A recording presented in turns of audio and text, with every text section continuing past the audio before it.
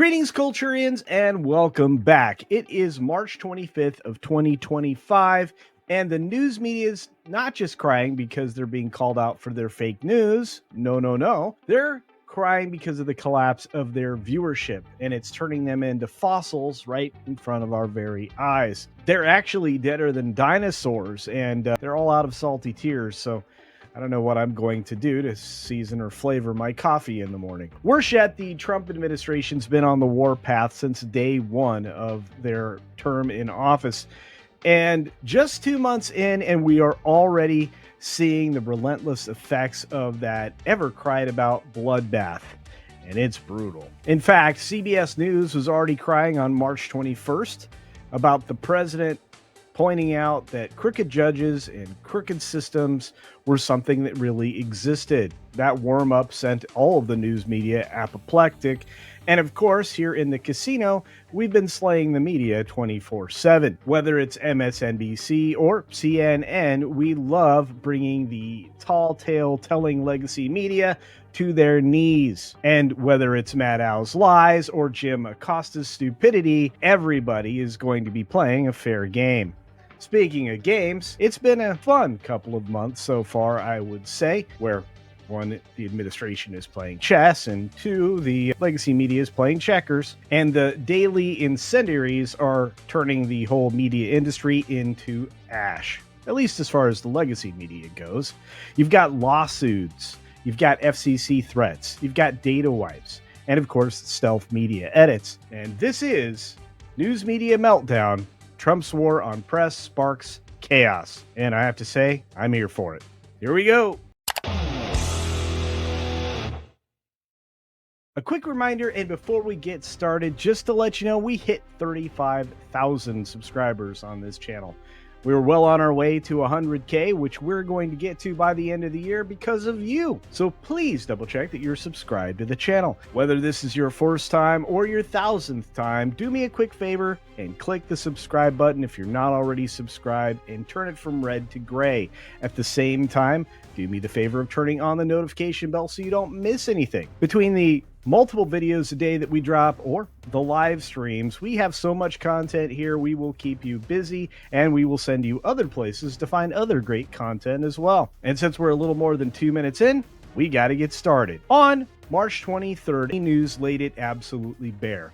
Trump's second term is turning into a press purge, quite literally. You've got lawsuits because, of course, he's suing outlets like CBS over the 60 Minutes edits from the 2024 campaign in which he was engaged, where it seems like there was a little bit of favoritism played to edit the context of his opponent. Well, and basically entirely what she was saying, and even the answers to her questions. That's, of course, drawing all kinds of scrutiny, including a personal damage claim from the president himself. The FCC's new chief, Brendan Carr, is swinging too. He's got all kinds of probes going out there into CBS, ABC, even NBC for their SNL equal time violation, and he's threatening to pull licenses, which he absolutely could do. It hasn't been done, but it could be. You've also got the Voice of America. It's been absolutely gutted, and AP reports that 900 staffers have been canned since March 16th's freeze, and basically 1,300 journalists are out looking for work. You've got a corrupt activist judge out there trying to get everybody back, but I don't think that's going to work out well. And hopefully we resolve that quickly. The Rapid Response 47 account on X has been going to town, torching the AP and Reuters every single day for all their biased policies and news that's completely inaccurate. And it's put them in a weird situation where they're actually being banned from some of the press events. The biased, corrupt media just keeps screaming, democracy dies, and Trump just unplugged their life support. I didn't know that the legacy media had an end-of-life care plan. And now that we're a little farther in, I can say this: Trump's not stopping at lawsuits. The AP recently flagged that the public data that's vanishing is stuff that people didn't believe in the first place. Pulling things out of the EPA and the CDC, they've been scrubbed of all these climate stats since February, probably for good reason, considering it was discovered that a lot of the things that were being done and being said were done by USAID funded propagandists, and that doesn't help anybody, does it? It looks like that vanishing USAID money and the corruption that went along with it, in the end, had some positive effects, making all the data and that green push extravaganza highly questionable indeed. So maybe we aren't going to have to go back to the Stone Age. Removal of this ideologically twisted propaganda driven into, well, agencies that were captured at that point has X posts actually split on this one, even on the day that it dropped on the 24th. Some call it a very harsh end for the press and for propaganda, and others just cheer drain the swamp. I guess there really is no downside. One user in particular absolutely nailed it, saying, mainstream's agenda-driven PR now, not news. Of course, I agree with that sentiment. Actually echoes what we were talking about in the MSNBC video that we did not that long ago, right up there.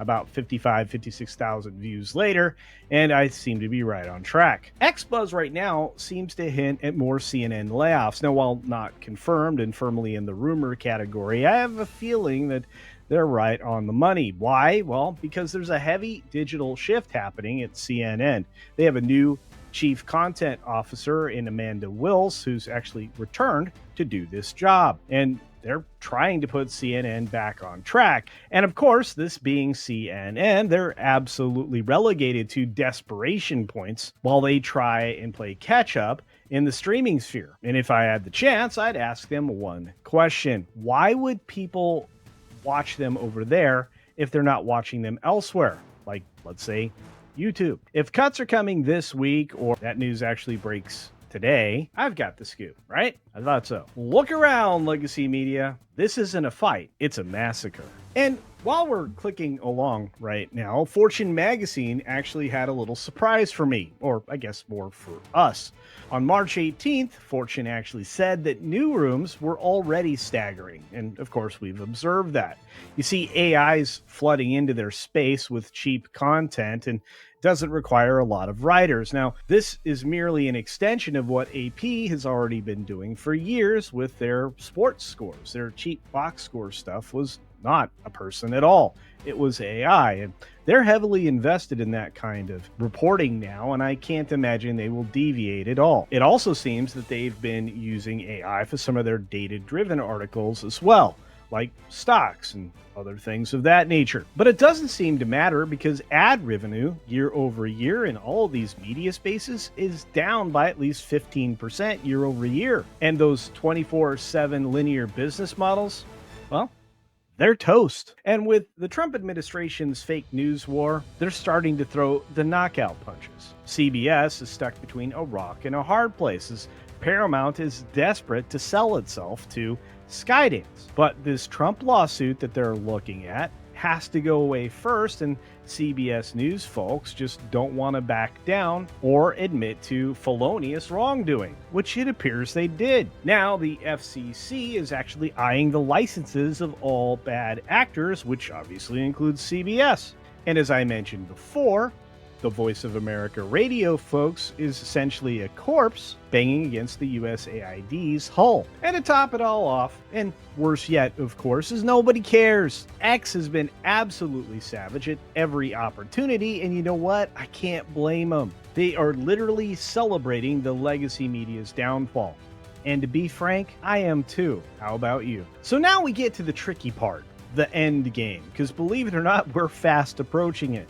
And Trump's lawsuits are piling up on both sides, either directed from the Trump administration. And those 100 court cases plus are clogging the legal system right now. From CBS to the Des Moines Register, they just don't seem to end. And the FCC's probes could end or yank the licenses of NBC, ABC, and many others. They're on the ropes, worried about what could happen if they go too hard in the paint with the fake news or just outright propaganda. And of course now, as of yesterday, as you're watching this video, news breaks about an MSNBC scandal, and rumors are swirling that a Maddow exit is actually in the offering.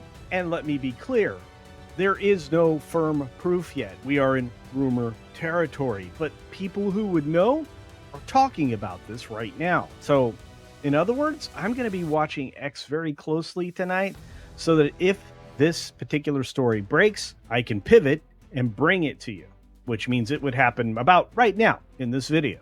Otherwise, I'll make a new one.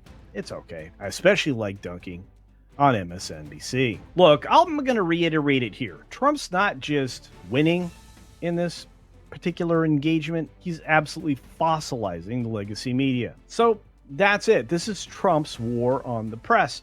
And of course, you see lots of journalists, falling off like flies from organizations that were primarily supported by propagandist NGOs that were being funded by all these USAID dollars, which, let's be straightforward about it, was your tax money. So from judge rants to data wipes, the Chaos King is out to rule.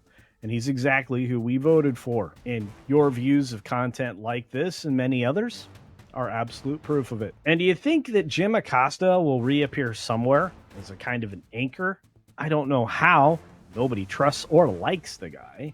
And will the AP have to start covering news in an unbiased way for a change? I would really prefer that to the Rockefeller media money that they get with regularity. Let me know your thoughts down in the comments section below, and hopefully I get a chance to respond back quickly. And as always, be sure to take care of yourself, take care of others, wash your hands because it's good hygiene, and until next time, see ya for real.